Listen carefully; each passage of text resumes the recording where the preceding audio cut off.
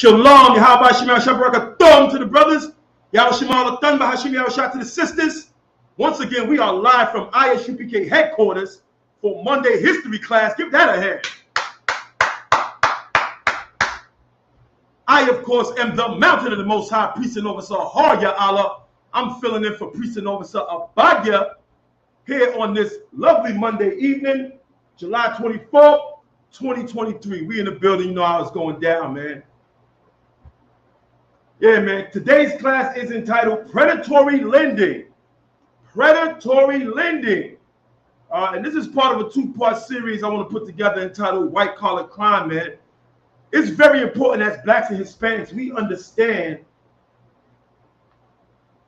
the impact white-collar crime has on our communities, our families, as well as the nation as a whole, man. Like we look at petty crime that happens in the hood as that's the worst thing that could possibly happen. You know, it's very important that blacks and Hispanics understand that white-collar crime is the canvas from which all other crime are able to be produced on. Why is that? Because white-collar crime creates poverty. And poverty is the #1 cause of petty crime or street crime or drug dealing, robberies, which ultimately lead to murder. It is from the poverty that is created from our oppressor's greed in his white-collar crimes that leaves our people in such desperate positions in which we choose the wrong route and go out and commit lesser petty crimes. And of course, we get punished for every goddamn thing we do, while our oppressor consistently walks away scot-free for white-collar crime, man. So we're going to get into that today. Most High in Christ Salakia.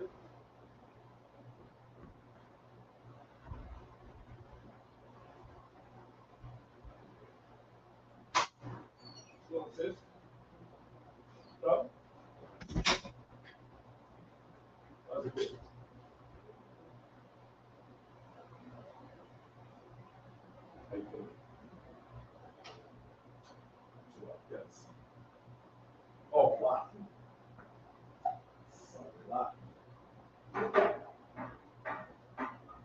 All right, just bring it over there. How you doing today, sis?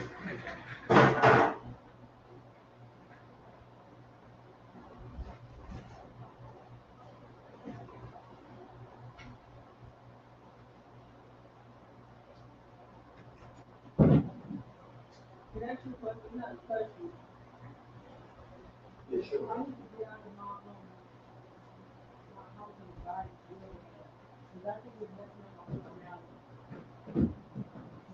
Oh, yeah.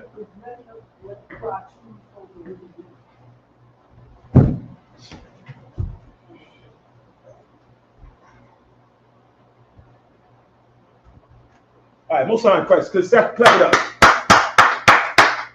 Now, I completely understand where you're coming from. I would most certainly recommend that you speak with your camp leader, get some counsel on that. You know, the brothers always be able to take care of that. Today, we are talking about predatory lending.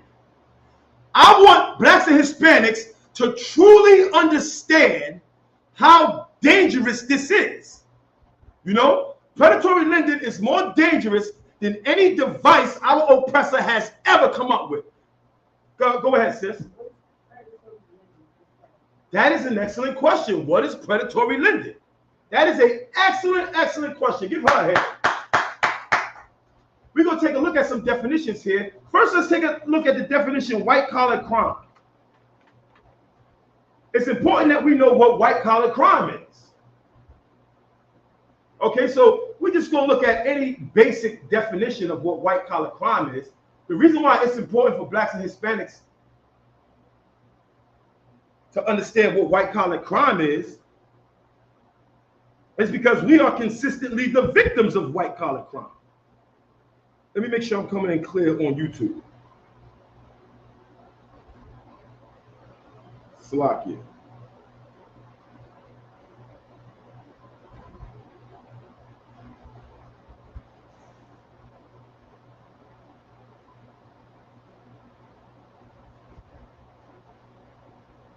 All right, perfect. We're looking good. So let's get this up on the screen, okay? Sister asked an excellent question. What is predatory lending? First, let's get the definition of white-collar crime. A basic definition is this type of crime is usually committed by people in the business world who, as a result of their job position, are able to gain access to large amount of other people's money. Examples of white-collar crimes are crimes of tax evasion, insider trading, insurance fraud, bribery, embezzlement, money laundering, blah, blah, blah, blah, blah, blah. One thing that we will realize about any definition that we see regarding white-collar crime, whether it's identity theft, whether it's predatory lending, or any of the other numerous versions of white-collar crime, is that these definitions make absolutely no sense and don't apply when it comes to blacks, Hispanics, and Native American Indians. Why is that? Because in order to have a definition of white-collar crime, it has to be a goddamn crime. And 99% of the crimes, the white-collar crimes committed against blacks and Hispanics, are not even goddamn crimes. It's completely legal to take advantage of blacks and Hispanics financially here in America and the world over. So we can't trust any definition of white-collar crime because the injustices that happen to our people, most of them are not even crimes. I mean, sure, if some disgusting Nigerian convinces you to give him his goddamn routing number over goddamn WhatsApp and takes every dime out of your bank account, yes, that may be looked at as a crime. But the overall magnitude of predatory lending in this nation, in the world over, does the most destruction to our people, and it's not a crime. It's not illegal. It's completely fine to take financial advantage of blacks and Hispanics here in this country, and we're going to get into all of that. Now, sis, to answer your question, we're going to get the definition of predatory lending.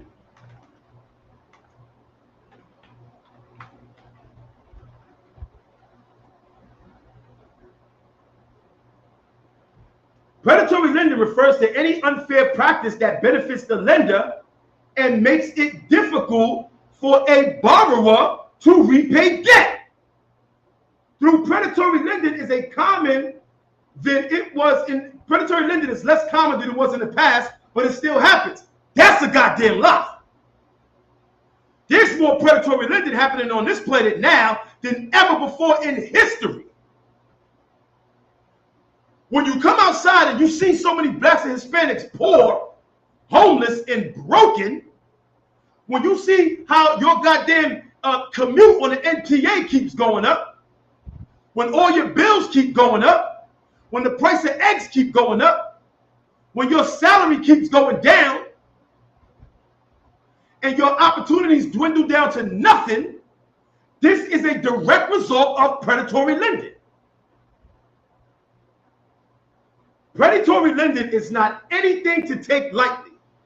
And we're going to get that for you in the Bible. Before we do that, we're going to get our bedrock scripture that we get every Monday night here in ISUPK headquarters, which is going to be the book of Deuteronomy, chapter 32 and verse 7. And so this is the book of Deuteronomy, chapter 32, verse 7. Remember the days of old. Say it again. Remember the days of old. We must remember the days of old. How else are we going to know how the hell we're so goddamn poor? How else are we going to know how the hell these interest rates are so high? Your goddamn car's repossessed. They about to foreclose on your goddamn home. You're written. You have nothing to pass down to your children but goddamn debt. How else are we going to figure out how we got in this predicament here? We must remember the days of old. Keep going. Consider the years of many generations. We have to go back to generations. How is it possible that black people were able to accumulate more wealth post-slavery than in goddamn 2023 when we have the most modern technology ever in history? How is that possible? Goddamn people who were just released from slavery were able to accumulate more wealth and build cities in 10 years than we have in the last 50. How's that possible? What changed? What happened? We must consider the years of many generations. Keep going. Ask thy father, and he will show you. Show thee, Slakia. Thy elders, and they will tell thee. Our elders are going to tell us today why our people are submerged in the hell of poverty all over the world. All of these things are a direct result of predatory lending. Predatory lending is in the Bible. Not only is predatory lending in the Bible, but predatory lending is not anything to be taken lightly in the Bible. I mean, goddamn, let's get Deuteronomy 28.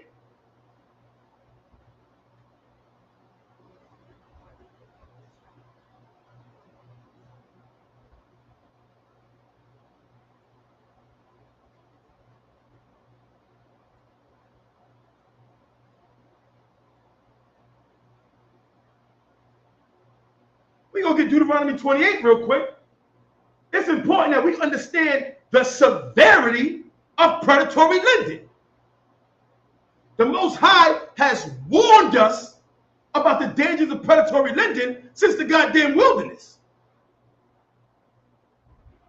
We're going to get the book of Deuteronomy chapter 28 verse 15.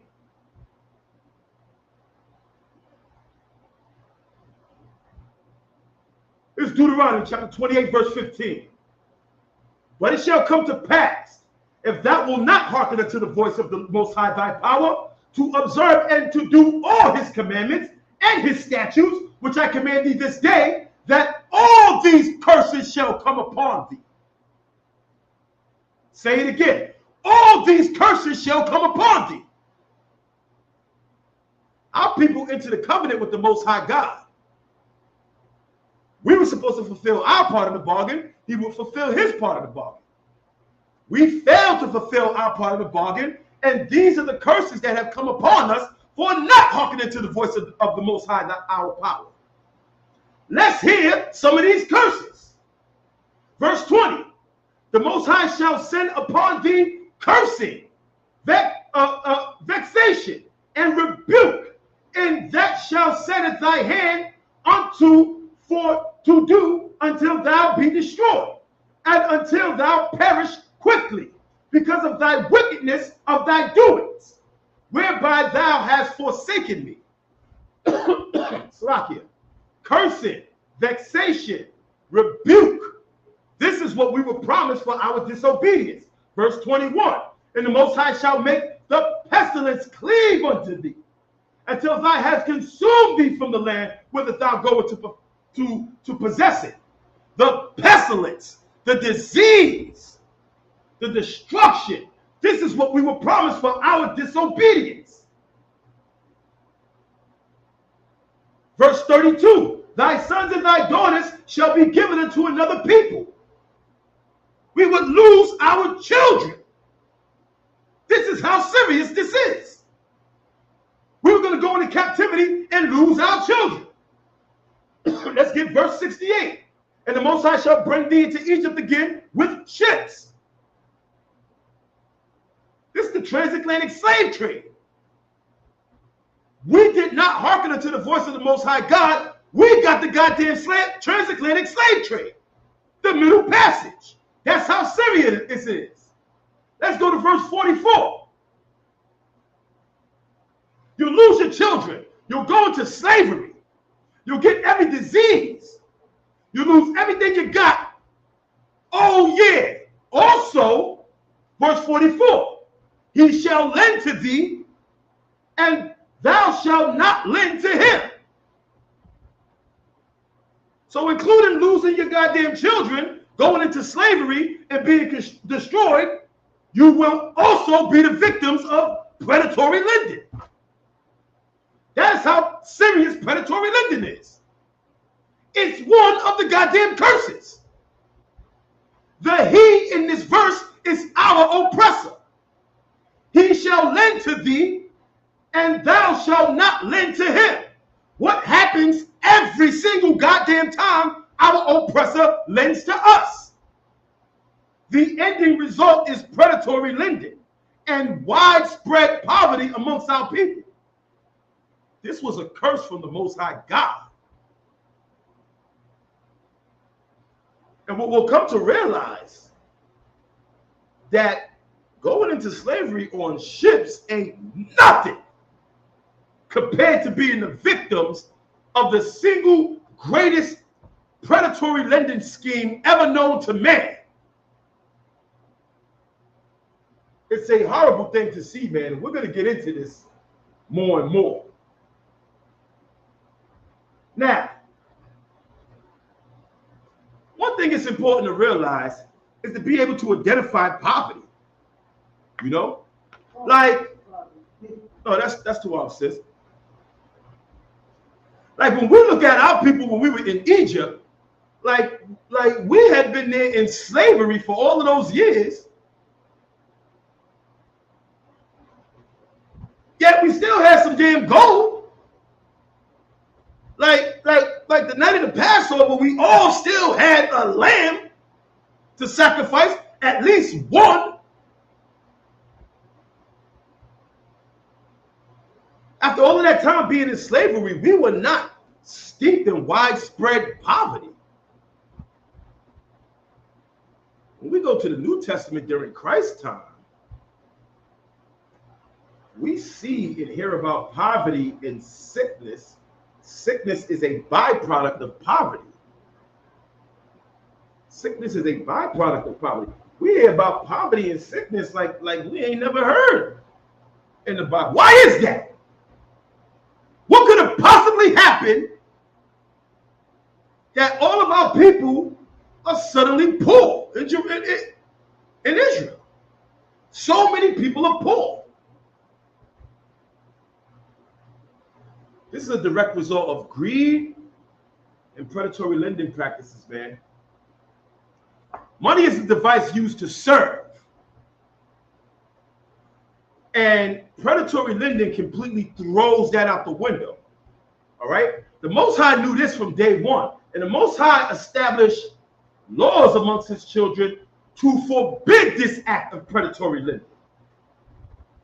Looking through the Bible, we consistently see warnings and laws given to us to dissuade us from predatory lending practices.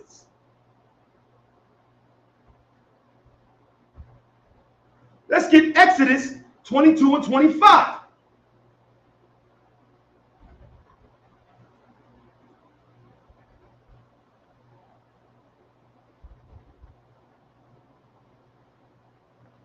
Exodus chapter 22, 25. If thou lend money to any of my people that is poor by thee, thou shalt not be to them as a usurer.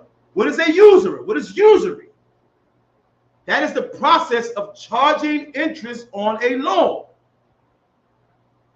The Most High forbid us from charging interest to each other. Why? Because he knows the devastating effects this process can have on the people and on their society. Neither shalt thou lay upon him usury. Now, notice the key words here. The key words is to any of my people that is poor by thee. Now, even though we're not supposed to charge usury to our brothers at all, and we'll get that in a second, keep in mind that these laws are there to protect the poor.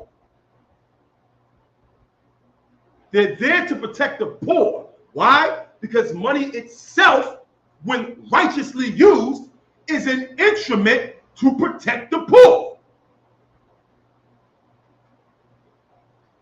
Not when our oppressor has, dominion over it. Not when our oppressor's in charge. Our oppressor will take every goddamn dime and leave the rest of the world completely broke. I mean, goddamn, we've all heard of the 99%, right? Every single goddamn person you've ever met in your life, you've ever contacted online, every single person that you could ever possibly meet in the world, we are all surviving on a goddamn crumb of the world's worth. The entire wealth of the world has been combined and taken into the hands of people who represent less than 0.1% of the entire goddamn population. This is all a byproduct of predatory lending. The Most High warned us about this. We were warned about this in the scriptures.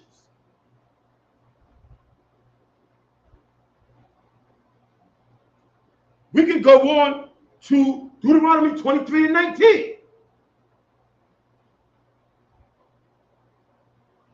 Thou shalt not lend upon usury to thy brother. Usury of money, usury of victuals, usury of anything that is lent upon usury. We're not supposed to lend to our brothers like that. Why? Because a byproduct of this is widespread poverty and widespread greed.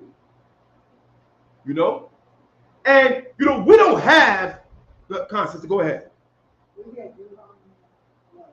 That was 23 and 19. Deuteronomy 23 and 19.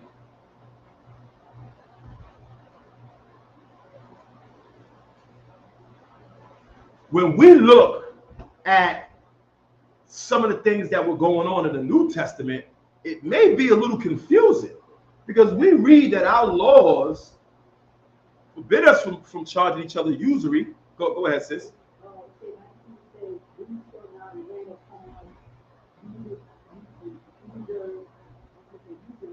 Right, usury.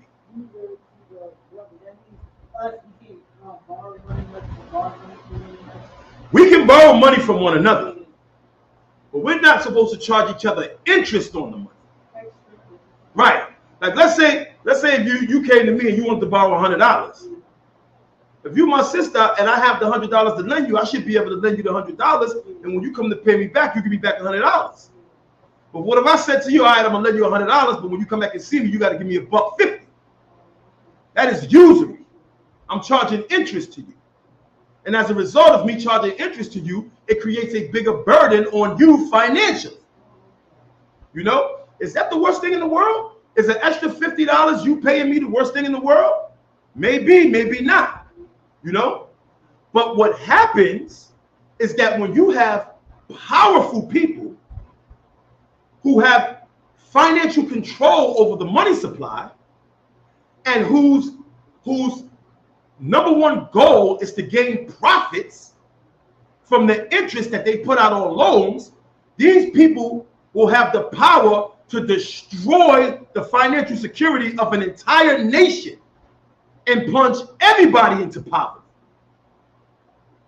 It's an evil that we see replicated in every single country on the planet, especially here in the United States. And what we're looking at is that these things could have very well been happening during Christ's time. These things could have very well been happening. You know? Let me go ahead and get Slocky.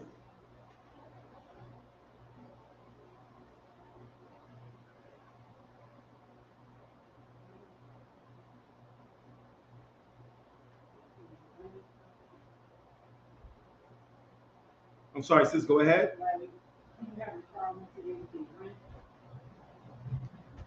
Right. We're going to get Matthew 25 and 27 real quick. Matthew chapter 25 and 27. Right, you're damn right. People's rent is constantly going up. Our leaders have no answers.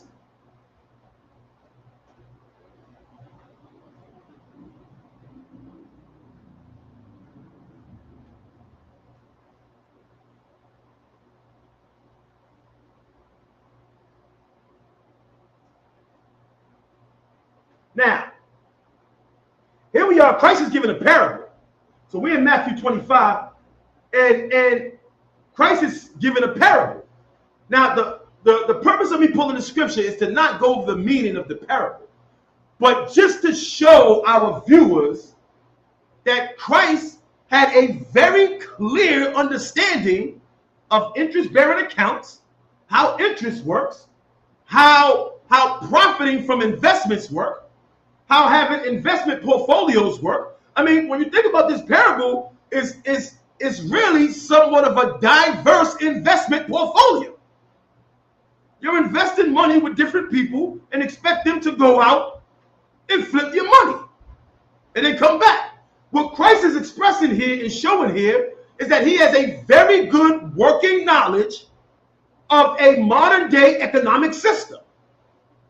In verse 27, Matthew 25 and 27, he says, thou oughtest therefore have put my money to the exchangers, and then at my coming I should have received mine own with usury. This is Christ showing that he has a very working knowledge of how interest-bearing accounts work. Why? Christ is from Nazareth. He's out in the backwater ghetto somewhere. You know what I'm saying? The reason why Christ has a working knowledge of how the economic system and banking and interest and loans work, because that was the economic climate at the time. You had the Romans, sloppy.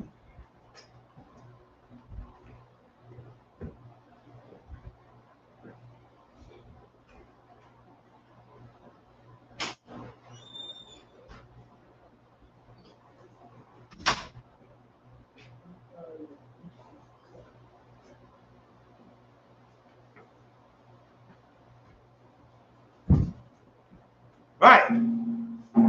So what we're seeing here is that in a parable, and keep in mind, the whole purpose of a parable is for you to use, simple things in order to explain something that may be a little bit more complex. Christ is using complex economics to explain something that's more complex, which tells us what? That the disciples had a very good working knowledge of this economic system as well. In fact, everyone did during this time. It was really one of the only things to talk about. How much goddamn taxes you got to pay, and how people were in poverty and sick. This is no different than the conditions that we experience here in America, But what this shows is a certain level of wickedness that was going on in the land that we didn't see going on in the land prior to that. And so we got to take a look at some of these other things, right? Let me get John Slakia.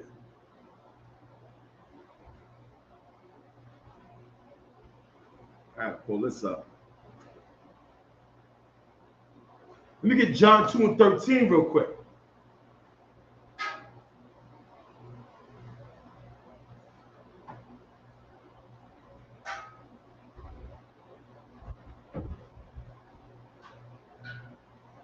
Now, let's read here, the book of John, chapter 2, verse 13.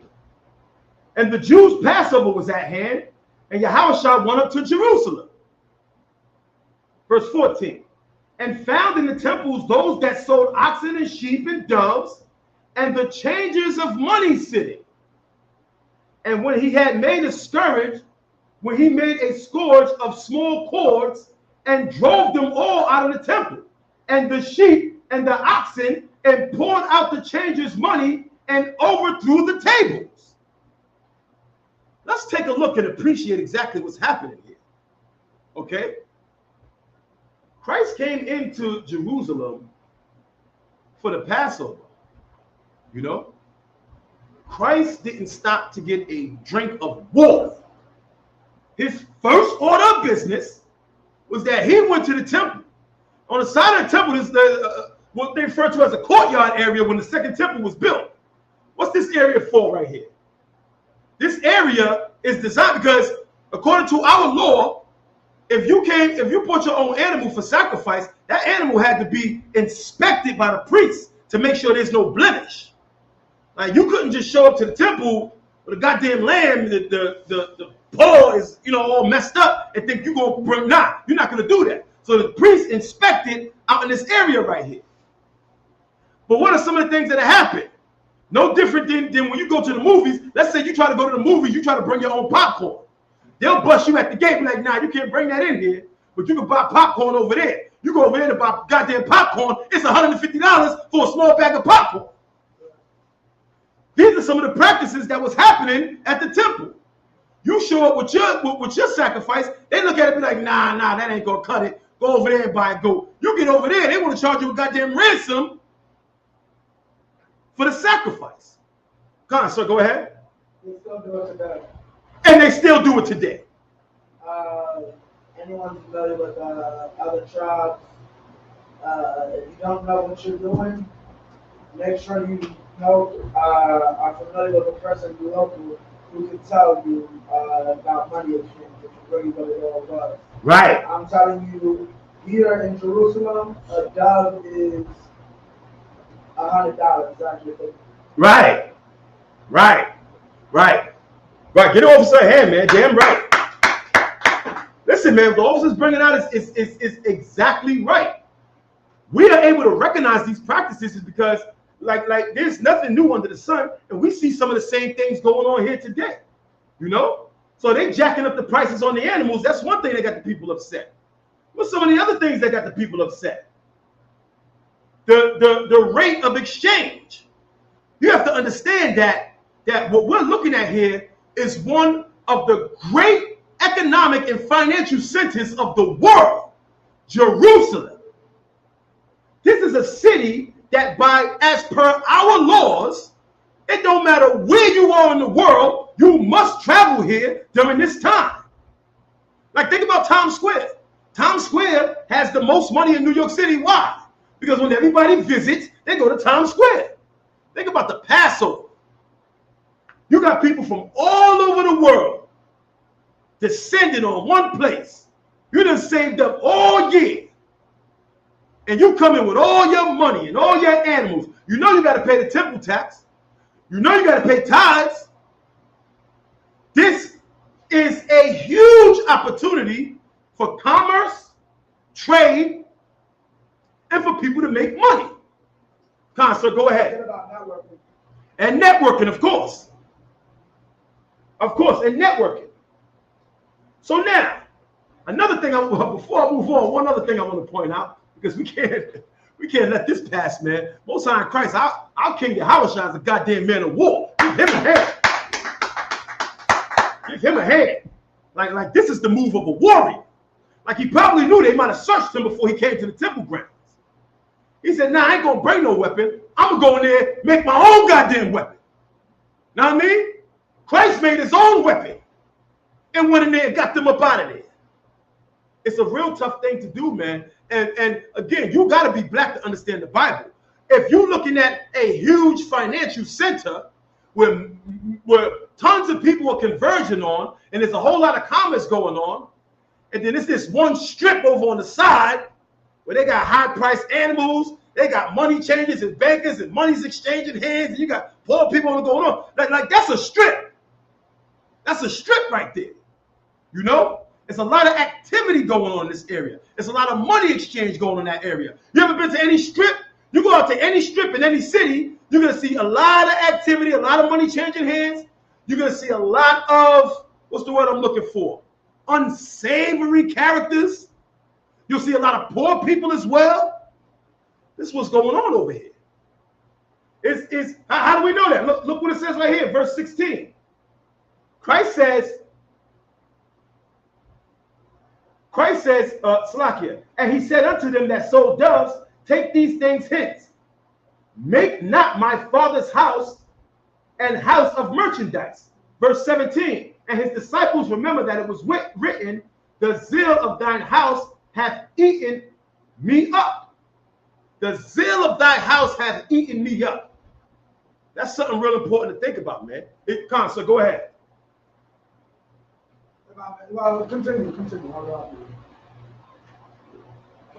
So we see that Christ roll up on this block, you know, of merchants and poor people and exchanges going on and high-priced animals, and he went and he ran them up out of there. That was his first order of business, you know. And so he comes into Jerusalem during the Passover. And his first order of business was this very act right here. What it shows us is the importance of how he felt about what was going on out here. Go ahead, sir. Slacky. What you need to understand is, yes, the poor was getting caught up in it, but who can afford jacked up prices? Rich people. Right? The reason for that being, what you understand is, they were destroying. Here's what was so evil about it. Nobody's stupid. Right. You just have a seat. And because of that seat, I have to respect you. And right. because of that, I look at you different. Right. No, meaning what? Let me translate that to the day. You sit up as this bishop, you sit up as this pastor, but you molested me. Right. I've seen you rob your congregation for years. Right. You are every evil thing I know in this earth. Right. I'm not dealing with you, and I'm obviously not dealing with the scriptures if you're the man that God put in charge. Right.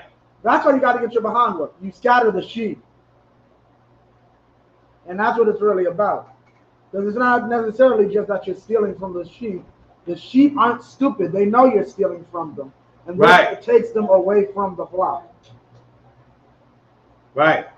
Oh, let me check the camera. I think somebody said there was an issue with the camera.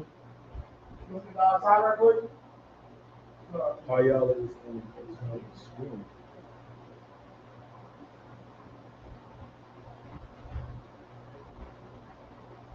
I don't know. The camera looks straight to me on here. All right, man. So man, we getting a picture of a lot of the things that was going on during this time, and although in the scriptures, you know, we're not getting the full history, it is important to look at some of the things and relate them to some of the things that we see happening here today. For example,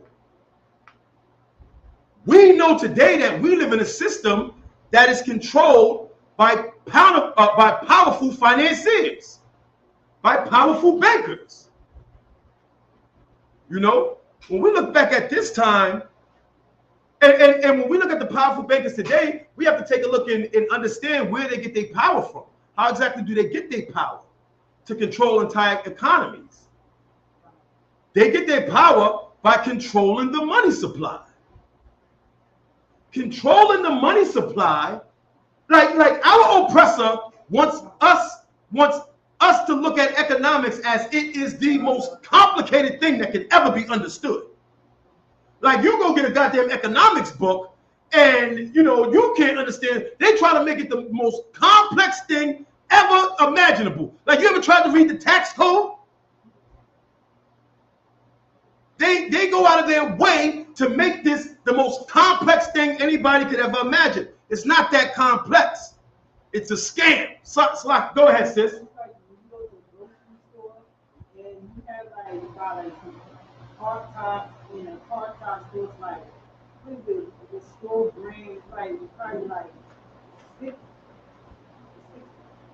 what is it? $5 for probably like $13. Like, what the hell is that? You know what I'm saying? Like, they have like prices, like store prices, and then the prices that you can buy with the yellow tag. Right. Original white tag. Right. Like, you know what I'm trying to say, right? Yeah. Yes. I mean, what? Right. Right. Right. Foster Flakes. Right. Yeah, it might cost like $5, like $10, and still bring it back. Right. What's that about? That's tax? What, when the price goes up? No, you see, it's like on the counter. It's a one price right here. It's one price right here. It's like highlight. It's like yellow. Oh, that's the. Okay. Yeah. No. Well, ultimately, what they're saying is what is the collective price of what you ever watch The Price is Right? Yeah.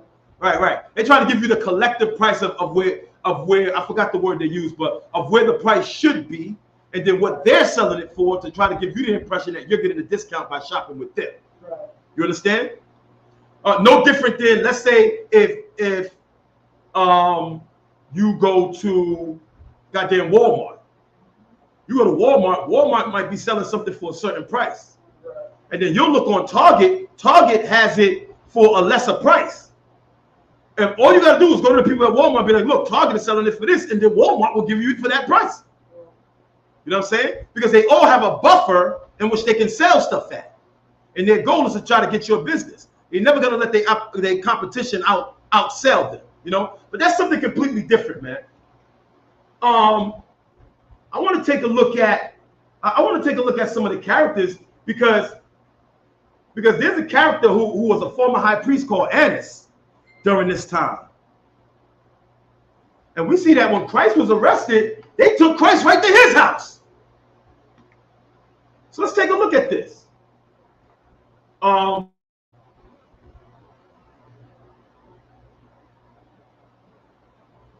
So he was a former high priest, and he was a part of a powerful family. Let's get it here.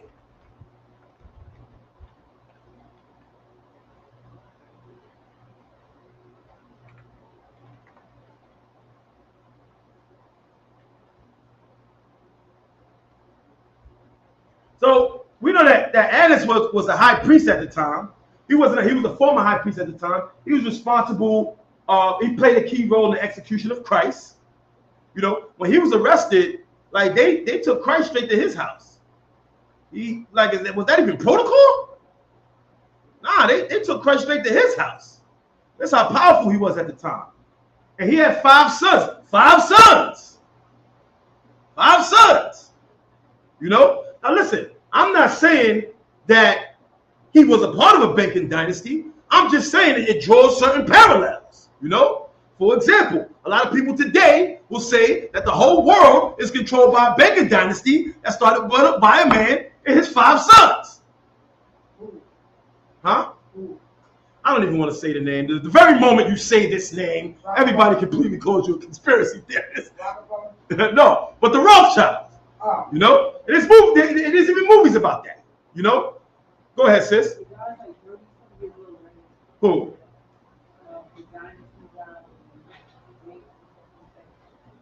I don't know what his age was, but there's a lot of different things written about him, and he also came back, I believe, in the book of Acts and helped to prosecute the disciples as well. You know, but let's take a look. Let's take a look at some of this, man. We read about him and his children, man, and one of the things that we could read about him that was said about him from the historian Josephus.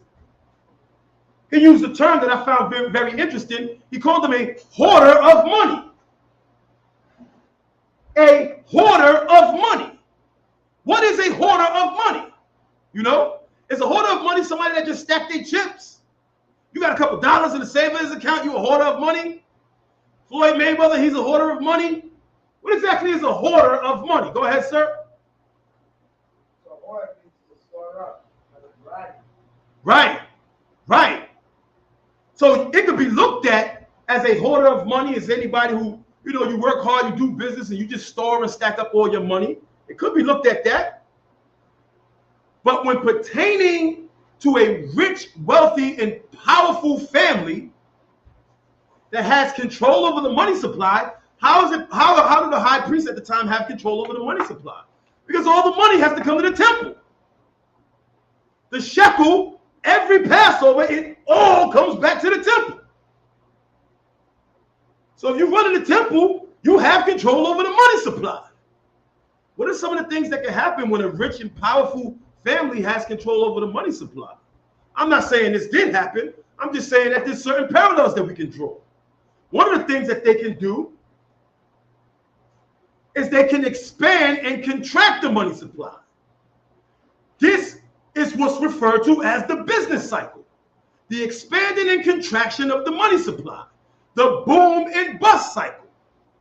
What is a boom cycle? A boom cycle is when rich and powerful families who have access to tons of money and control a certain portion of the money supply, make loans plentiful. Take as many loans as you want. You need a loan, take it. Come on. You can afford it. Hey, don't work, no problem. Take the goddamn loan. We saw this happen in the early 2000s right here in America. You can't afford no goddamn mortgage. You've been living in the projects your whole life. Take the goddamn subprime loan. Go be a homeowner.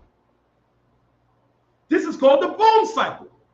When rich and powerful people give out as many loans as everybody can stand. And guess what? We all take as many loans as we can stand. And we secure them with our houses and our cars and our education and every goddamn thing. That is called the boom cycle. And then what happens? The man with all the money contracts the money supply. In other words, he calls in all his loans. I'm not giving out no more loans. I want all my money back. Let's go. Time to pay up. That is called a bust cycle. A bust cycle or recession is the contraction of the money supply.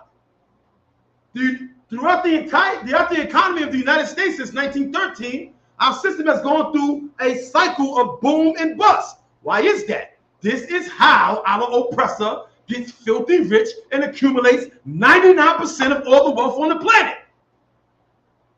He gives you a bunch of loans that you don't need. Let's take a look at 2008. 2008 is one of the most unbelievable things that ever happened. Again, it's not complicated to understand. It's just simple trickery. Let's take a look at what happens. Back in the 90s and the early 2000s, if you was alive at that time, if any time you turned on TV, you will see some happy smiling white man trying to convince you to get into the real estate market. He'll say things like, get my plan. I'll get you in the real estate market. Zero down, 0 to nothing down, interest deferred for 2-3 years. And 150 of those commercials will come on every goddamn day. And so you'll call this man and you'll buy into this plan, and this man is going to tell you how to make $1 million in 6 months.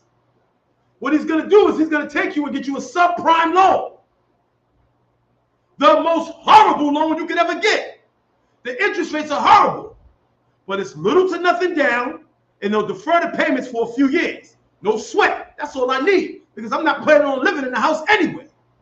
I'm just going to buy the house, get it cheap, put little down, take the money I would have put down, fix the house up, sell it off to somebody. They'll assume the subprime mortgage. The property value went up. I'll take my money off the top and let them go on with the house. The only problem is that the person you sold the house simply wants to do the same thing. They want to flip the house. And then the next person wants to flip the house. And then everybody on the block has flipped their house. And now the property value of the house, which is got goddamn termites in it, is 4 times the property value. All the houses on the block got high property values. And you done sold it and sold it and sold it. There was an epidemic of this in Florida and everywhere over the country. This was the bull market of the real estate of the 90s and early 2000s, and you couldn't miss. You could not miss. All you had to do was get the property and flip it. It's automatic money. It's as good as gold. And let me tell you something. The banks would have lent you every dime you needed. You could have been sleeping in goddamn Grand Central Station on crack. And you wanted a goddamn mortgage? They would have gave you a goddamn subprime mortgage. No problem at all. Loans are plentiful. Now, you think that's enough? That's not enough.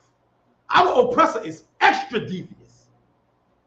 Our oppressor then puts together a system in which, so this is how it works. People invest in loans. You got a group of mortgages that's given out throughout any given year. Some of them are very good loans, which means that these people can pay back the mortgage. They have the income and the credit to pay it all back. These people have bad loans. They're never going to pay it back. They don't have the money to pay it back. This is a bad loan. This is a good loan. Which loan would you rather invest in? You want to invest in the good loan. So you'll buy up that loan because you know that these people are going to pay you back. The bad loan, you're not going to invest in that. You're not going to buy that loan. This lady's not going to pay you back. So this is what our oppressor does. Our oppressor comes up with what's referred to as an exotic financial instrument. Yo, let me pull the scripture real quick. An exotic financial instrument. Okay? This exotic financial instrument allowed them to take some of the good loans, mix them in with some of the bad loans to create one package. Now the rate of the loan defaulting is less because you got some mixed in with you got bad mixed in with the good. Now you can take these loans that were previously bad, mix them with a few good ones, put a credit rating on it, and then the investors say, hey, this is a grade A loan. I'm buying this. Guess what? The whole goddamn world bought it. Like $100 trillion worth of it. These are loans given to people who never intended to pay them back. They just simply intended to keep flipping them. Now we get to the worst part of all. Can anybody tell me what year did more black people in this country buy houses than any other time? You will be shocked to know that between the years of 2000 and 2008, more black people bought houses than ever before in history. Why? Why? Go ahead, sir. They used us as scapegoats to hide the amount of loans they had. Basically, this is the first time in history we were actually allowed to get home loans and not be restricted. Right. In most of history, we got redlined. Right. Right. Let me tell you something. This loan game is like hot potato. You bought it and flipped it, passed it to him. He bought it and flipped it, passed it to him. He bought it and flipped it, passed it to him. Guess what happens to the last man holding the loan? Go ahead, sis. He's stuck. He's stuck. Like, our people waited for years to be able to get, good housing and have the rights of property owners. During this 8 to 10 year period, our oppressor put in a campaign to go right into the Christian church and preach this gospel of home ownership to all of our people. The worst part about it is even blacks who already own their goddamn houses ended up getting subprime loans to refinance them. Then there's people who already own their property. Our oppressor sucked up all the good years of revenue off the real estate scam all throughout the 90s and all throughout the early 2000s. He left us with the goddamn potato in his hand. When the bottom fell out in 2008, it wasn't goddamn Beverly Hills that was left the wilderness. It was Detroit that was left the wilderness. It was your mother's house that was left abandoned. It was our goddamn communities that was left abandoned. This trick of predatory lending always falls on the laps of blacks and Hispanics. And we're going to get that for you now. Go ahead, sis. So I feel YouTube, like that's why I see a whole lot of abandoned houses and Detroit and all that stuff. And so that's just going with it. Right. I'm like, why people not living in these houses? One minute they live in the house, it's abandoned, they take it out. Right. Yeah. That's why you saw those abandoned houses during that time. Right. All right. So you got anything you want to add?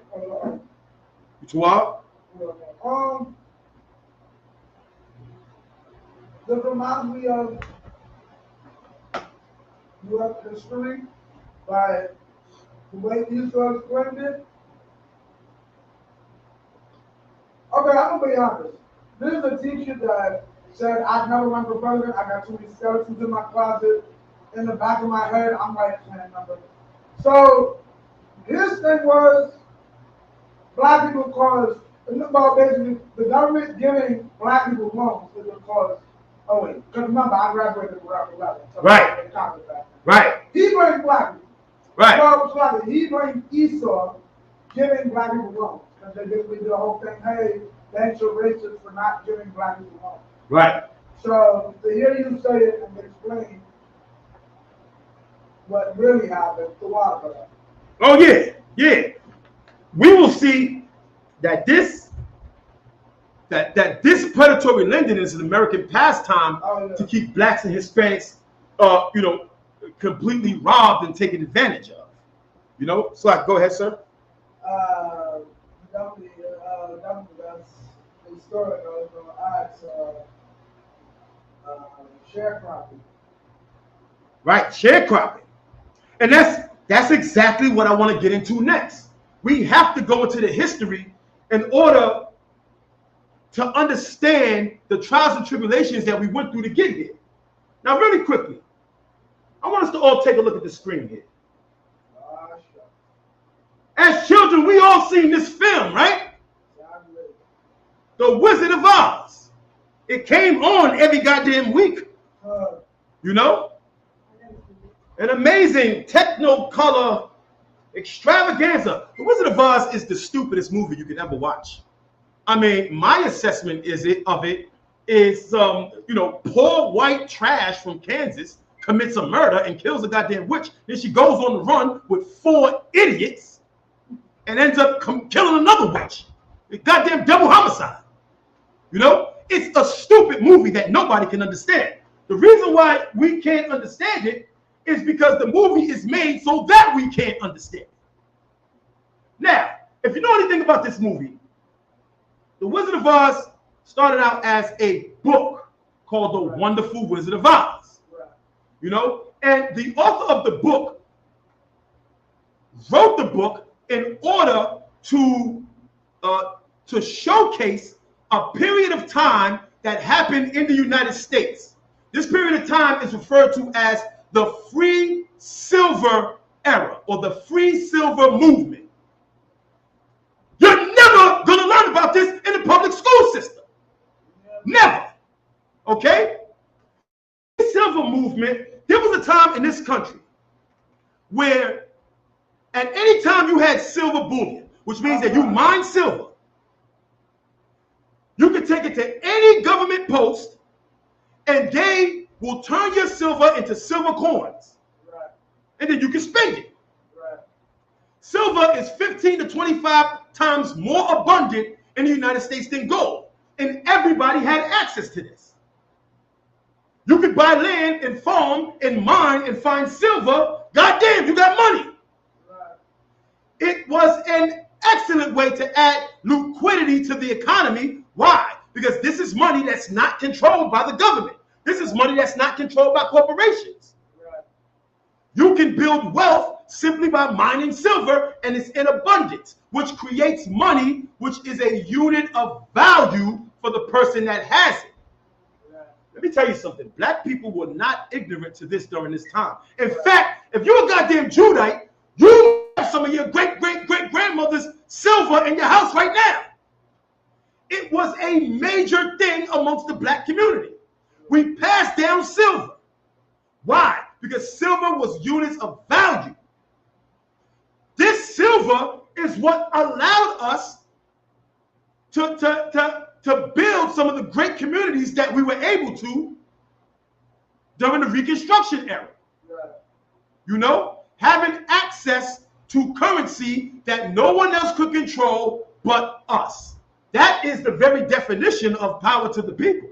Right. Having your own money is the only goddamn power, in a situation like this. Right. So the United States government, and not just the United States government, but this group of international financiers, this group of international bankers, I don't want to say the name. I don't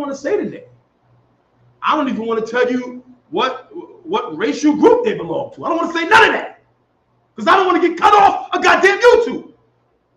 We'll just call them a collection of international financiers. We're not going to tell you what racial and religious group they belong to. We're not going to tell you the goddamn identity theft that they use to take over the whole goddamn world. No! We have to stay on YouTube. So we'll just call them a group of international financiers who has such control in the media and the political system that they were able to push through what's called the Coinage Act.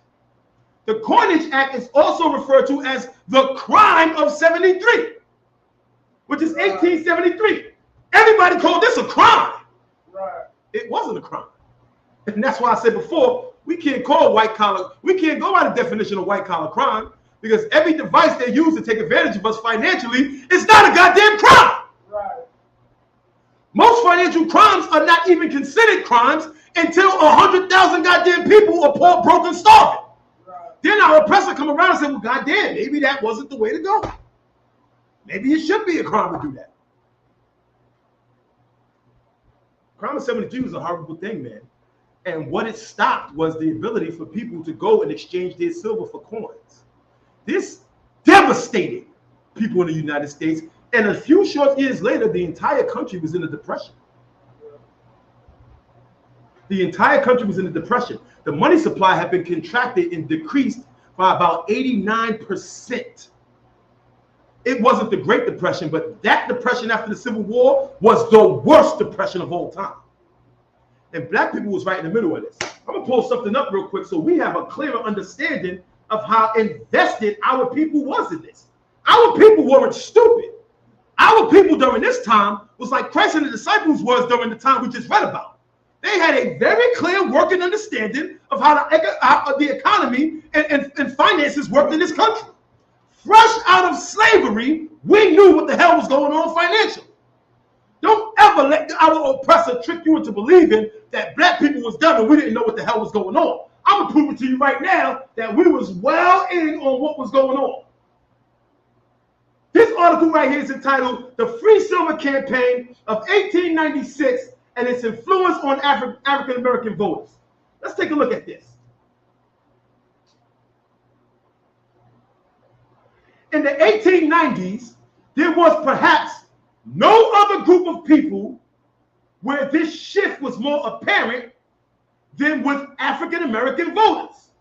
Despite being largely disenfranchised and driven from the political process in much of the United States, various African American leaders voiced their opinion on the topic of the currency standards in the United States.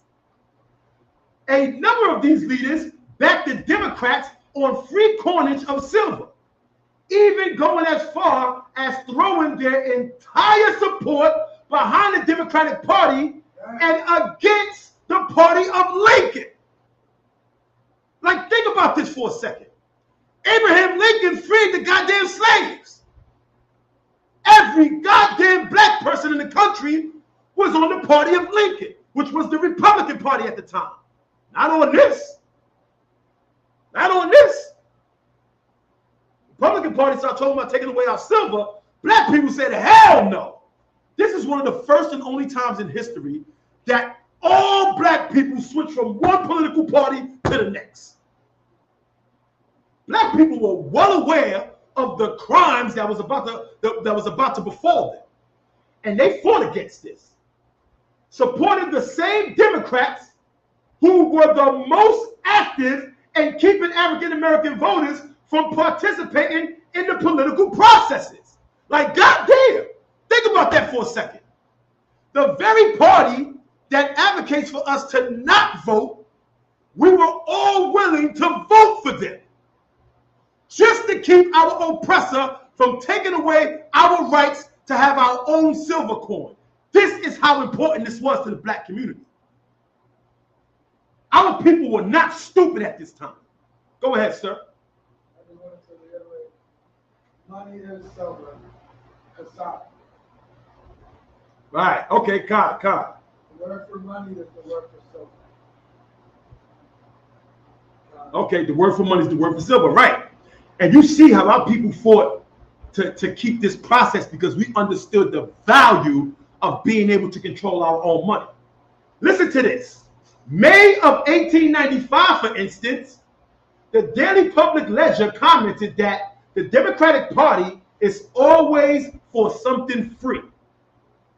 It has advocated free whiskey, free trade, and of course, it must be next to declare free silver. The only thing which the Democrats did not want free was the Negro. Like, that really says something. Like, think about it. This is the party who didn't even want us free. And yet, black people in their entirety went to vote for that party in order to keep the control of our money. Remember, the only thing that matters is who controls the money supply. And at a time where we actually were able to build wealth by controlling some of the money, our oppressor came and took that away. And that is what The Wizard of Oz is about. So let's quickly go into this real quick. The Wizard of Oz is just the dumbest movie of all time. And when MGM took the film and turned it into a movie, they changed many different things in the book. First and foremost, her slippers wasn't ruby, they was silver, you know? And it wasn't a yellow brick road, the road was gold.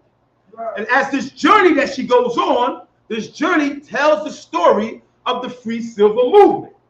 The first thing that happens is that she meets the Scarecrow. The Scarecrow is a representative of the farmers, of the Western farmers who started this free silver movement. You know, they were going to lose out big because silver is one of the things that they use to have the liquidity in this economic farming structure that kept them afloat. You will see that after this Coinage Act, farming in the United States was almost all destroyed. All right? Then she moves along. She meets this dumb Tin Man. The Tin Man represented the factory workers that were beginning to come about in the North. And you see that when she meets the Tin Man is stuck because he needed oil, and that oil represented the liquidity of silver. The reason why there was so many labor issues and everything going on in the factories in the North that was just beginning to come into the Industrial Revolution is because people like the Rockefellers and all these big tycoons were taking advantage of them and leaving them in debt. It was the silver that allowed them the liquidity to be able to do other things and not fall into poverty. That was gone. That was gone. And then lastly, the Cowardly Lion is represented by the political figure who was basically the driving force behind this free silver movement. And he ran for president, and all black people voted for him. And he ended up losing and deaded the free silver movement. And then after that, he didn't want to fight no more, and he tucked his tail between his legs, and he let the international bankers take the country, and that's why they call him the Cowardly Lion. That's why they called him the Cowardly Lion.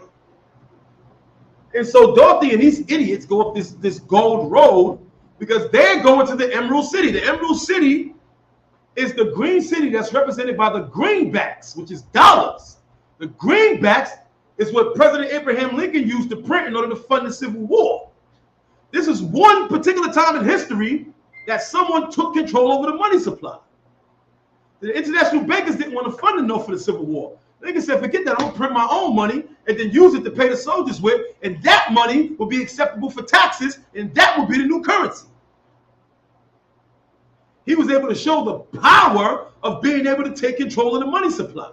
So the Emerald City represents that. The Emerald City is Washington, represented by the greenbacks. So Dorothy and her friends get to the Emerald City just to find out that this so-called wizard, who was supposed to be God, is just a goddamn crooked politician. And couldn't do nothing for them. Yeah, that's crazy. Go ahead, sir. He ran for mayor. Right. For president. No. In the Wizard of Oz, he ran. Right, he ran for mayor, right. And right. was in a hot air balloon. In a hot air balloon, right. Yo, let me tell you something. There's another part. There's another part. Listen, I don't want to get into conspiracy theories or nothing. But I've had a lot of time to think about this, all right? Like, there's another part in the Wizard of Oz where the Cowardly Lion falls asleep And Well, I know about that. right, That's opium. right, and the opium, right, Right. right, Yeah, that's and the poppy field, right, poppy. right. Yeah. And what happens? These mice come out, and one mice is trying to move him. He can't.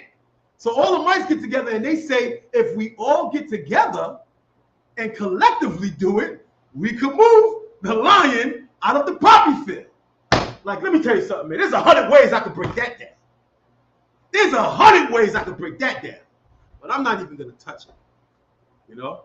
This is not a conspiracy class. We're bringing out the facts. And some of the facts is that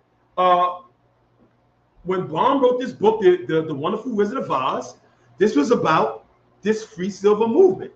The Wicked Witch of the West, who died, or was it the East or the West? I don't know. The West and the East represents the two corporate controlling powers at the time.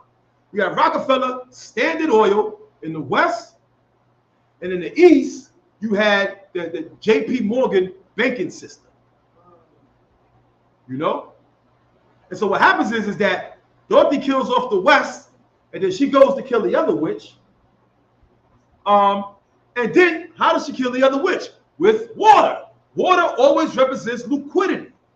Why? Because that's the one thing that the economy always needs.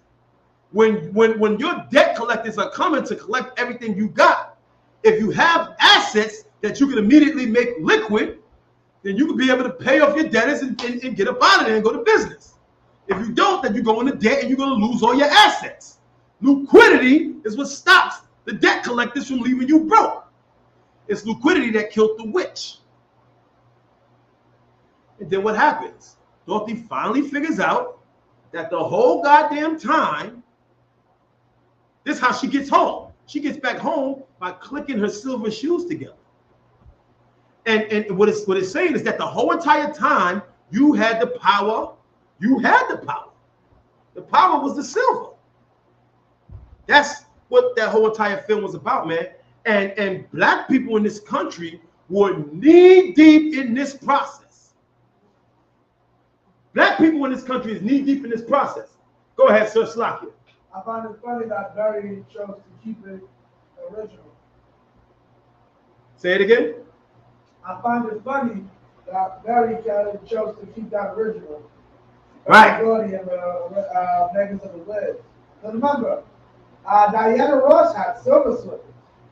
Did she? I don't remember the Wiz too much. Yeah, but did she have silver slippers? That was one of the differences. Diana, I thought it was like a ghetto difference, but now that you're telling me this, that makes a lot more sense now. Diana Ross had silver slippers. Damn, I never even realized that. I never even realized that. Damn. Listen, man, we are getting into predatory lending here. And what we're showing is that predatory lending is easily one of the most destructive instruments that can be used and unleashed on a group of people, man.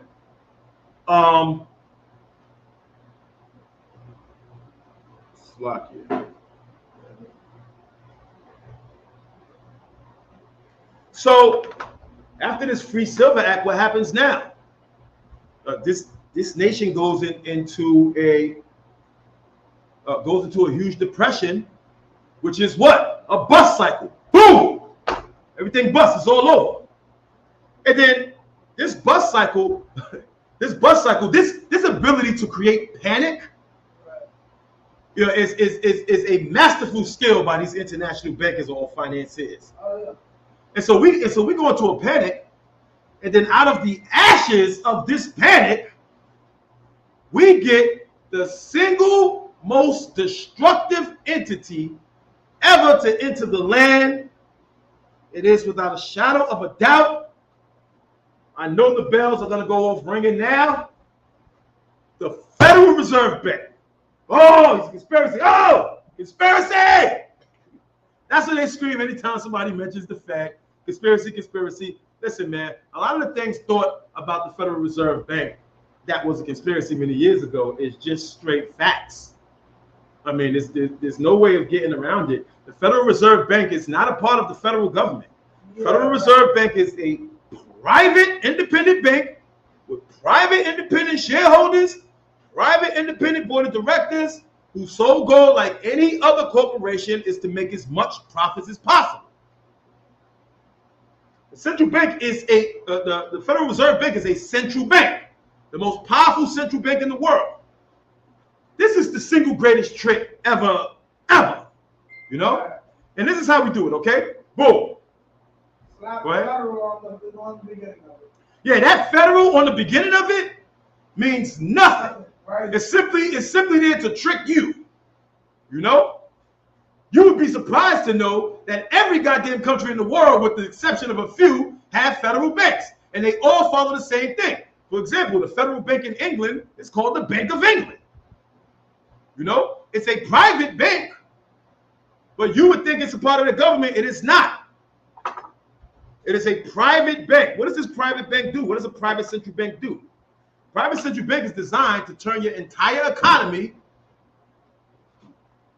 that have units of value into an entire debt-based economy, which is every single goddamn dollar printed in the United States is printed as a unit of debt. This is the era of debt. When we get the Federal Reserve, we get the era of debt. All right? How does it work? The Federal Reserve has the charter to print the dollar. No other bank or corporation in the world can print the dollar. They print the dollar and they loan it to the government. The government then loans it to investment banks who loan it to commercial banks who loan it to me and you in the form of mortgages and car payments and every other goddamn thing we got. That deck on the back of your house, that you know, everything that you pay for every month, it's all based on units of debt. And as long as we have, and as long as this entity has control over the money supply, they can just go ahead and push out as many loans as possible. So you get the Federal Reserve in 1913, that's when the Federal Reserve came. So we go through that depression after the Civil War. Out of that depression comes the Federal Reserve. And then we go into an era known as the Roaring 20s. Goddamn, the Roaring 20s. Everybody got money. Every single modern appliance known to man is coming out. You got irons and can openers and goddamn TVs. Everybody's out dancing. It's the Roaring 20s. It's money coming up in here. Why? Because our oppressor are making loans plentiful.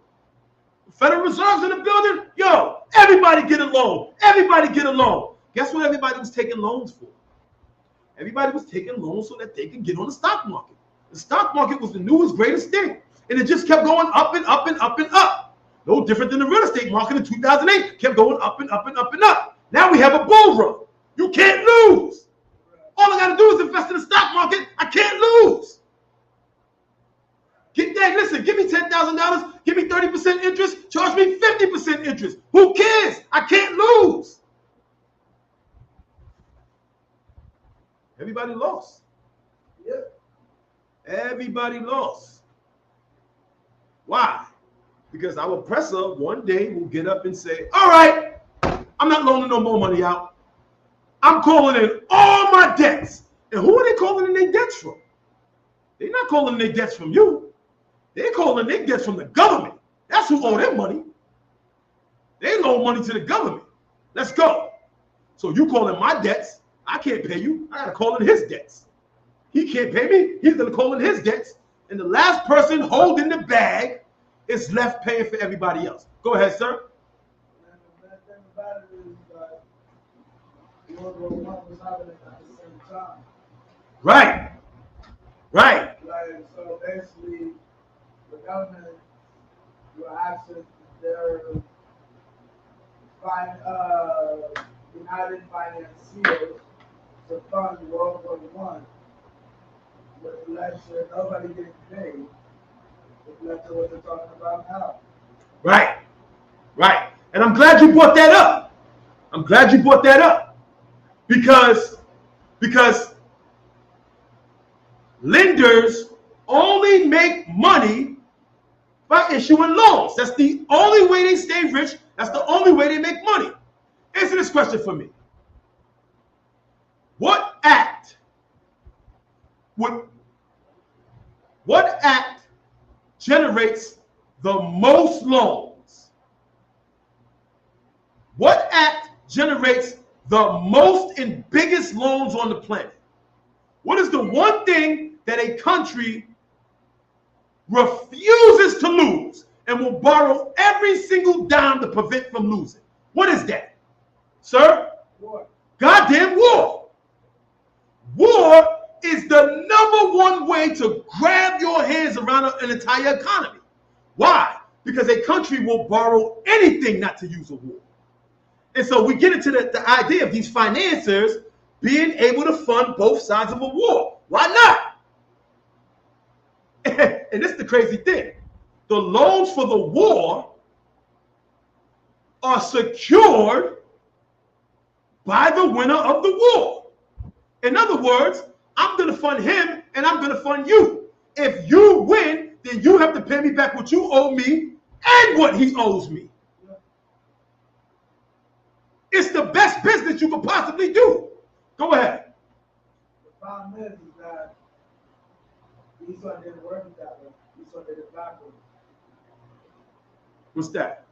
And Esau blamed Germany, the loser. And then they made Germany hold the bag for World War I.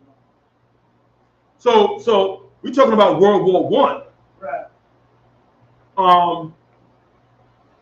I mean, listen, man. The things that happened, the things that happened during World War I, of course, all of those things were taken care of. But when we look at between World War I and World War II, Right. we look at a situation in which we have a country that is completely war-torn, completely Right. destroyed, and owes the entire world debt. Right. How the hell did this country in a few short years go from the most destroyed country in the world to the greatest technologically advanced country in the entire world and damn near destroyed every country in Europe? Right. How did that happen? Somebody explain to me how that happens, please. Basically, a political idealist used a small portion of the German people's gain to raise himself in power and then basically say, oh, that debt we owe you.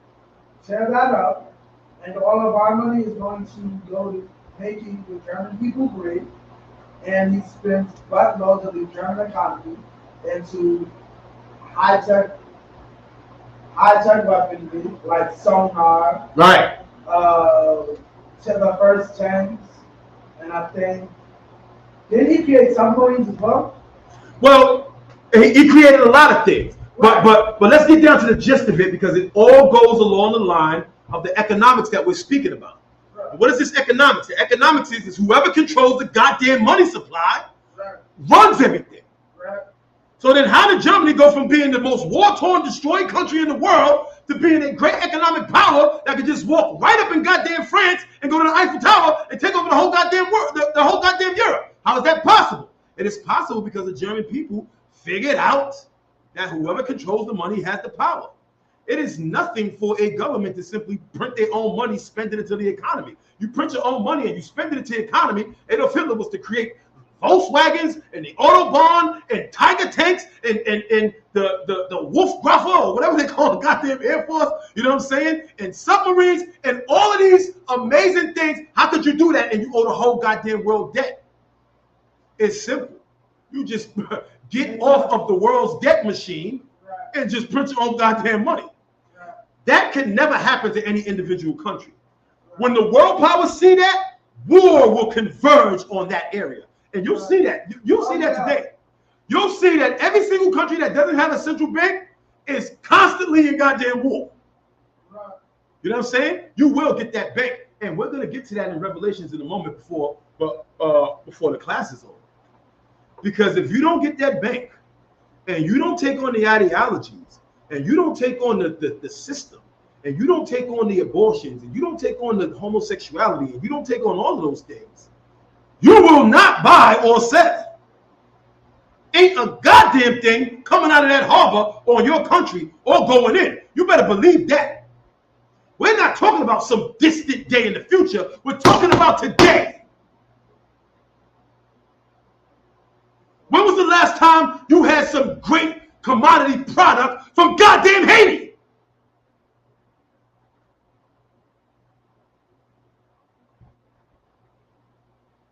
You go and take the mark, or you're not going to buy or sell. And that's just that, man. It is a horrible thing. We're going to get into that in a moment.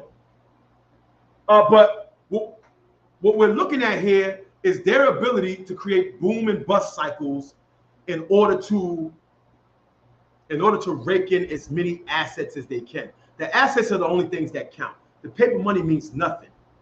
You could use the bathroom and wipe your behind with it. It means nothing. The only thing that counts is your land, your house, your labor. And we're going to take a look at that in a moment. Now, here in New York City, if you were to go downtown, you'll see a building down there. That building downtown will have a digital clock on it with a humongous number. Let's check and see what that number is today.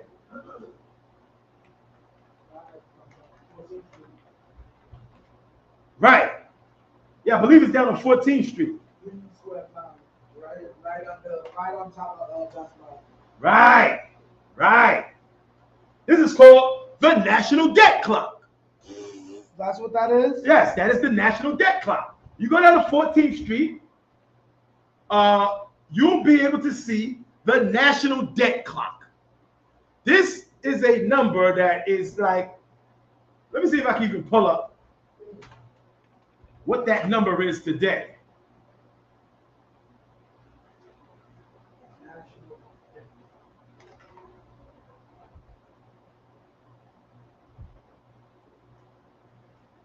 $32.59 trillion. It's not that bad. Here's the number right here. Let's put the number on the screen. That's not that bad. We can pay that off. Yo. Oppression make a wise man mad. Like, do you realize that every goddamn day we go to work, we live, play, and grow in this disgusting land, and we are constantly, nonstop paying back a debt that we all know is impossible to pay back. Everybody knows this. Everybody from the top economist down to the goddamn heroin addict knows that it's impossible to pay back the national debt. It's impossible to pay back the interest on the national debt. Answer this question for me. Let me see who can answer this question. Where does the money come from to pay back the national debt? You would be surprised to know that every single goddamn dollar that goes to pay the national debt comes directly from federal income tax. In fact, every single dime you've ever paid in federal income tax goes to pay back a debt that can never be paid off. What does that mean? That means you're going to be paying off debt for the rest of your goddamn life.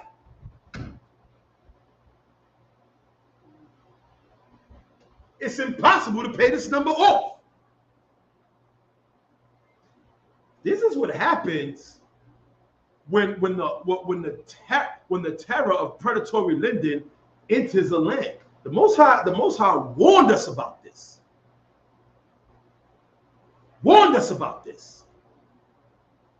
To not administer predatory lending is to care for the poor. And to continuously administer predatory lending is to have no regard for the poor, and leaves us in the situation that we are now. And blacks and Hispanics are at the very bottom of that goddamn total pool. If Christ doesn't return, we're going to be repaying back this number for the rest of our lives. We're going to be going to work every single day and having large portions of our earnings taken out to go to repay a debt that can never be paid off. That can never be paid off.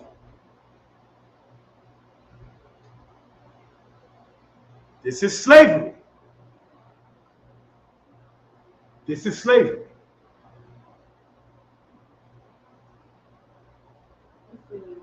Let me get Deuteronomy. I'm sorry, sis, go ahead.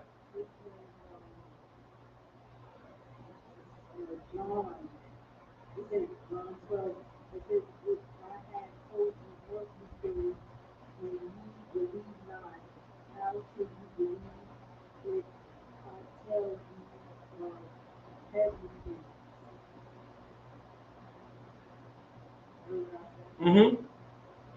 What you said about that? Like Christ telling you something like you said, Christ warned us about this.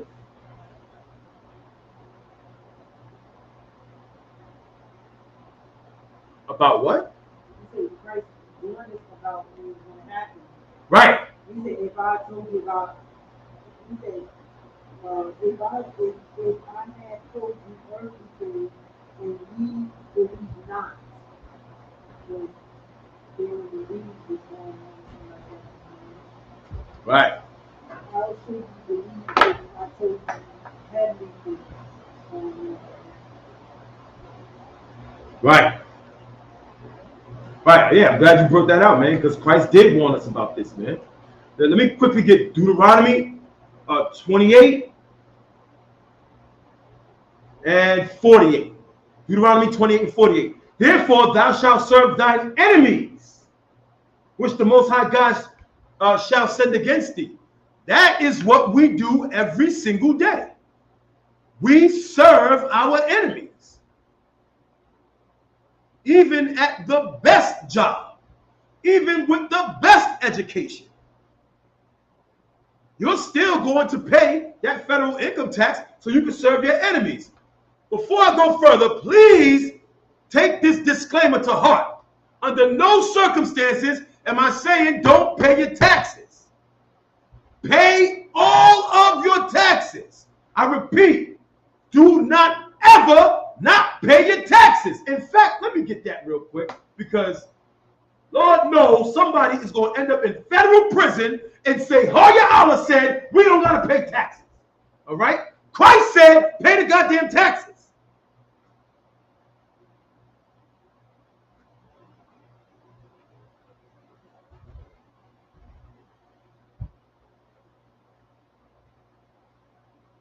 Slakia.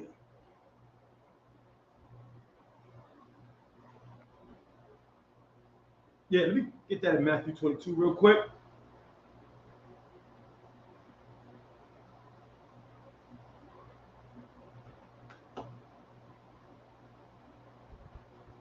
All right, let me get Matthew 22 and we'll start at verse 17. This is the enemies of Christ trying to trip him up. You know what I'm saying? And that's all they try to do is trip Christ up. But let's still get the message here. Verse 17. Tell us therefore, what thinkest thou? Is it lawful to give tribute unto Caesar or not? They asked Christ, did you pay your taxes or not? Verse 18. And Yahweh shall perceive their wickedness and said, why thou tempt me, ye hypocrites? Verse 19. Show me the tribute money. And they brought it unto him a penny. Verse 20. And he saith unto them, whose is this image and subscription? 21. And say unto him, Caesar's. Then he saith unto him, render therefore unto Caesar the things which are Caesar's, and unto the Most High the things that are the Most High's. Render unto Caesar. Give him his taxes. If you don't, you go to jail. Like, I don't want to have to pull up a list of black celebrities and people who we thought are just the most powerful and influential people on the planet. They all sitting in goddamn federal jail for tax evasion. You got to pay your taxes. The reason why you have to pay your taxes is because our oppressor is going to put you in jail if you don't. Go ahead, sis. Taxes is not necessarily tithes. Taxes is not necessarily tithes. It's a difference, you know. But in this parable, you know, they're talking about taxes. You know, pay your taxes. We all have to. I assure you, if you don't, you will be looked at as the scum of the earth. And truth of the matter is that when it comes to income tax and paying back the national debt, you ain't got no goddamn choice half the time, especially blacks and Hispanics. They just taking that. They're just taking that.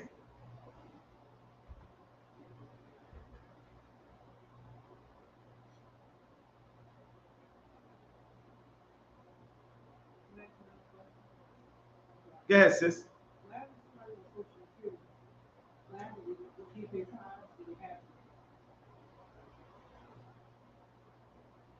What happened with Social Security?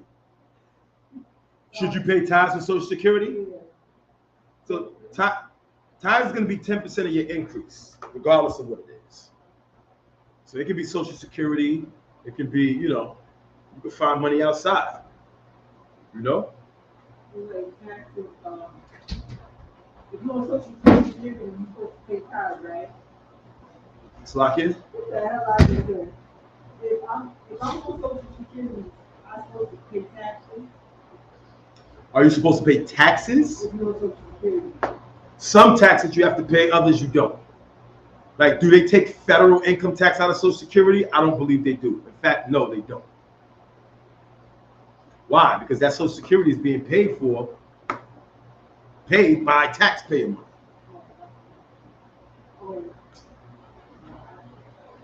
Listen, man. Pay your taxes. Now, we're getting back to Deuteronomy.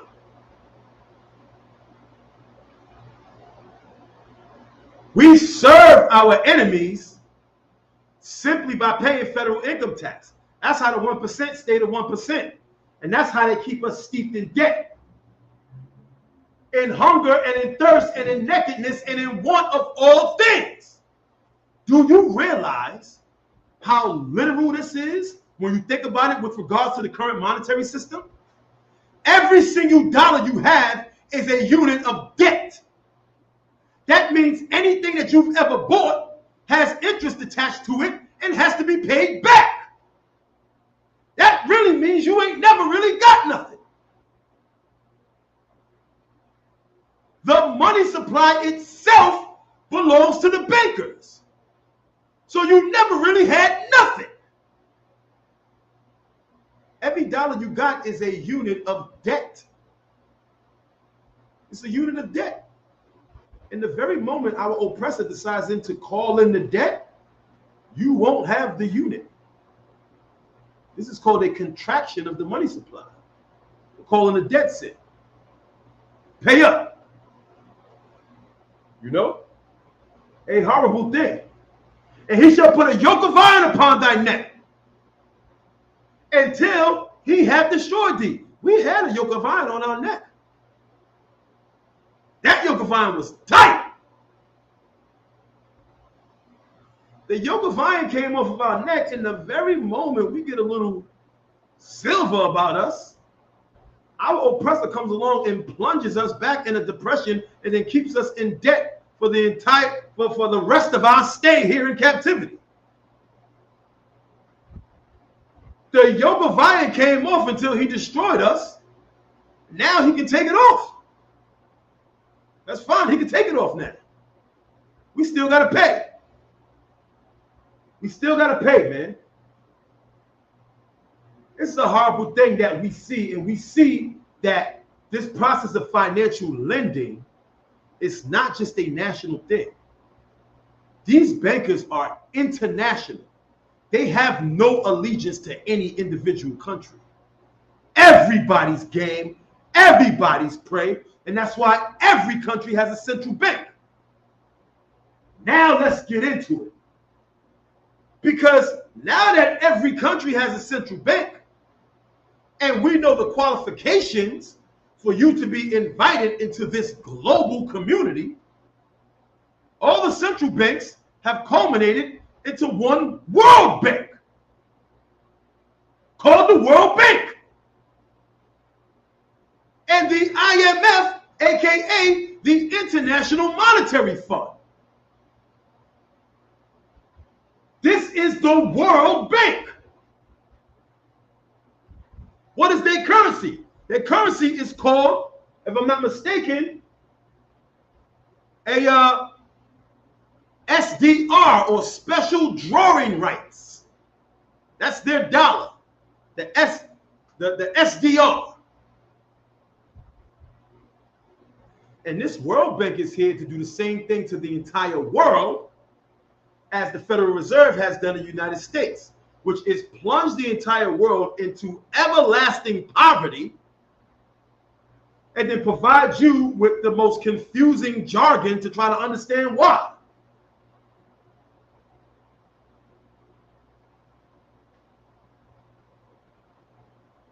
We're going to try to get a better understanding of why right now.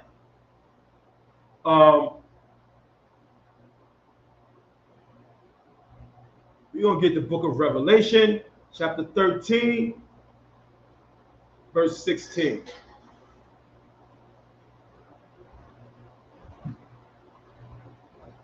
The book of Revelation, chapter 13, verse 16, man. What are we talking about here? We're talking about the beast. You know? We're talking about the beast. Verse 16. And he causes all, both small and great, rich and poor, free and bond, to receive a mark in their right hand or in their foreheads. To receive the mark in their right hand and in their foreheads, man. To receive that mark in your forehead is to take on the ideology, to take on the culture, and to take on the mindset of this disgusting beast. Not to only take it on on an individual process, but to take it on in a collective national process. It only takes 2 or 3 generations. Like, there's nowhere on the planet where we can clearly see this displayed in such perfect fashion than on the Korean Peninsula. On the Korean Peninsula, you got one group of people who takes the mark of the beast and another group of people who will not take the mark of the beast. Take a look at South Korea. South Korea takes the mark of the beast. They got the central bank. They got K-pop. They got a thriving, beautiful, modern country.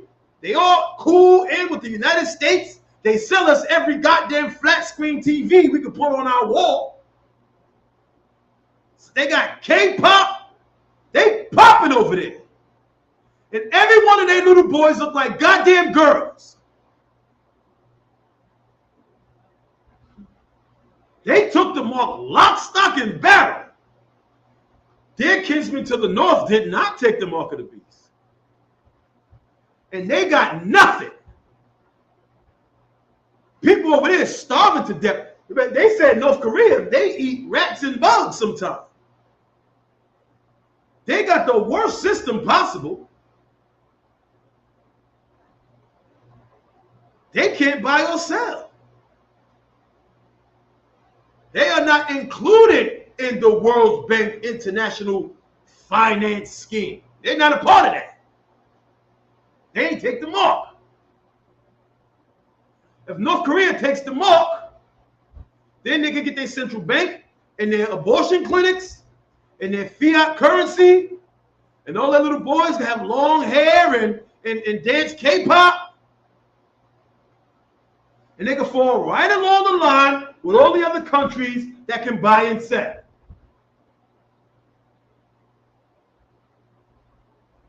On your right hand, what do you do with your right hand? When you go to court, what do you do with your right hand? Right. Right. You take an oath. You take a commitment. Do you know what a part of that oath and commitment is? When you take the mark of the beast? When your nation takes the mark of the beast, a part of that oath is to pay back the goddamn loans that the central bank gave your country. That's a part of the contract. You look at the Federal Reserve Act. The Federal Reserve Act says, yes, we will lend you the money, we'll print it, and we'll do everything that we said we're going to do, as long as you ensure that repayment comes from direct taxation of the people. That's in the contract. That's part of the oath. Raise your right hand and guarantee me that these people are going to be slaves for me for the rest of their goddamn life.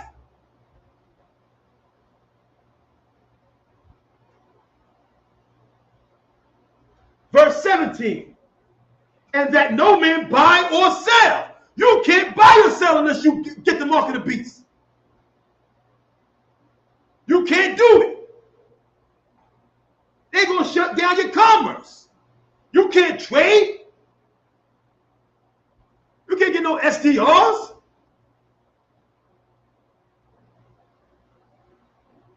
You are not included in the world financial sector, what's referred to as the global market. You're not in that.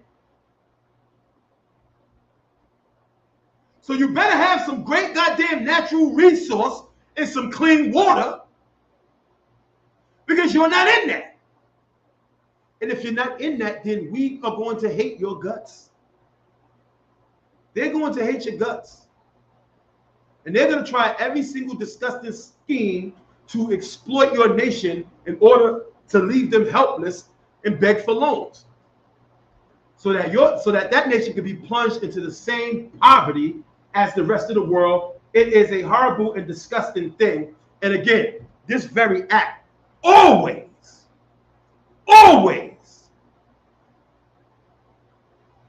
affects our people the most, because our people are always left on the bottom.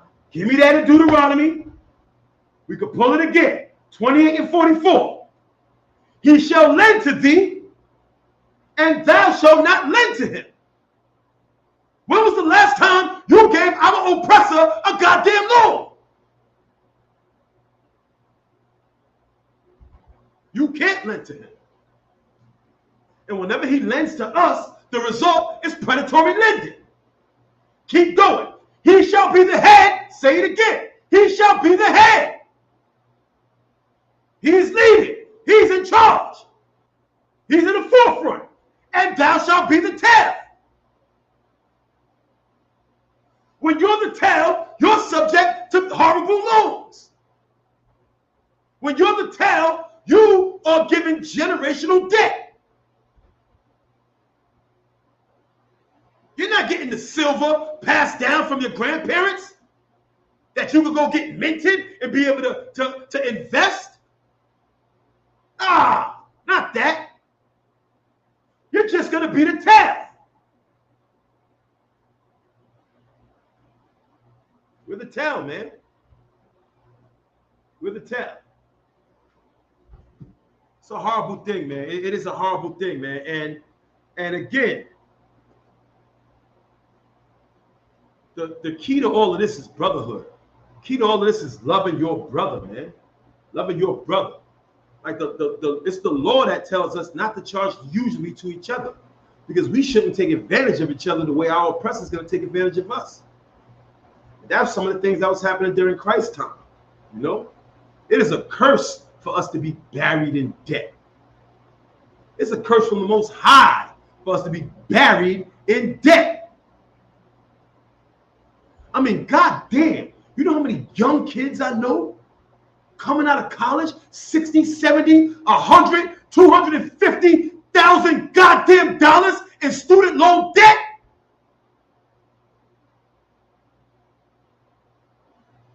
We're sitting around crying, begging goddamn Joe Biden to give us debt forgiveness for a goddamn degree that we don't even use.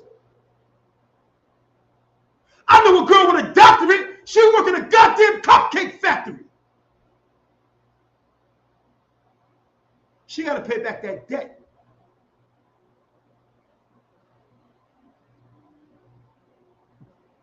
Listen, man.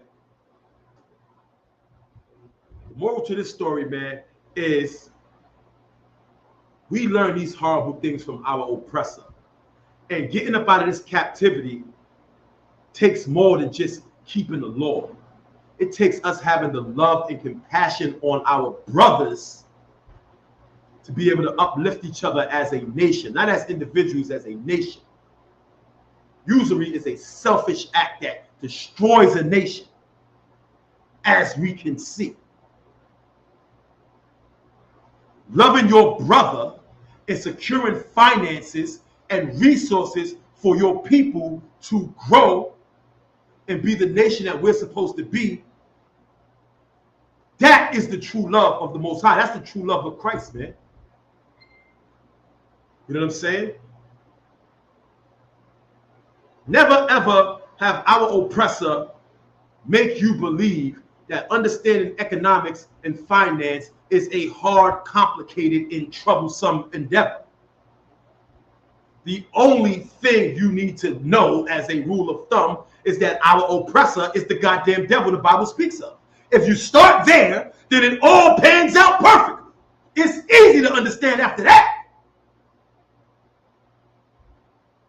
a goddamn global Ponzi scheme. That's easy. Damn, economics. We passed. Give me my goddamn degree.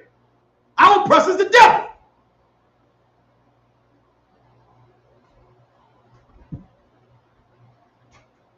So, man, it's 9 o'clock. I'm going to get up out of here, man. Once again, I am Priest and Officer Harya Allah, the Mountain of the Most High, live from ISUPK headquarters, Monday night history class. Give us a hand, man.